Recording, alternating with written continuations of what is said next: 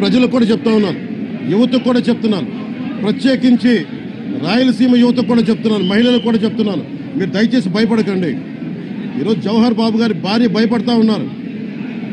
మీరు మాట్లాడితే కూర్చొని వాళ్ళ నాయకుడు కూడా మీరు కూర్చొని ముందు ఇవి కరెక్ట్ చేయండి, ఇలాంటివి కరెక్ట్ చేయండి, మీ పార్టీ వర్గాలను మీరు నియంత్రించుకోండి.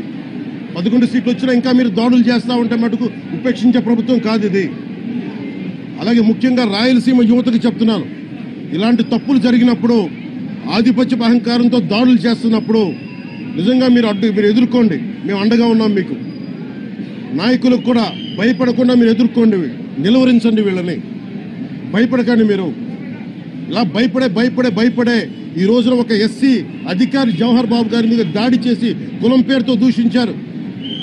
అన్ని రకాలు నువ్వు ఎలా తిరుగుతావో చెప్పి దూషించారు. నువ్వు వెళ్ళి రిటైర్ అని నేను చంపేస్తావని చెప్పి బెదిరిస్తా ఉన్నారు. ఇవన్నీ సాక్కూడదంటే కేవలం ఇది పోలీసు ప్రభుత్వాలే కాదు, దీనికి ప్రజలు కూడా దీనికి స్పందించాలి.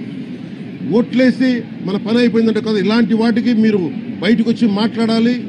భవిష్యత్తులో ఇలాంటి నాయకులు మళ్ళీ ఎన్నికల్లో పాల్గొనాలంటే కూడా వాళ్ళకి భయం రావాలి. మీరు ఆ స్థితిలో ప్రజలు కూడా దీనికి అప్రమత్తంగా మీరు కూడా దీనికి బాధ్యత వహించండి. ప్రభుత్వం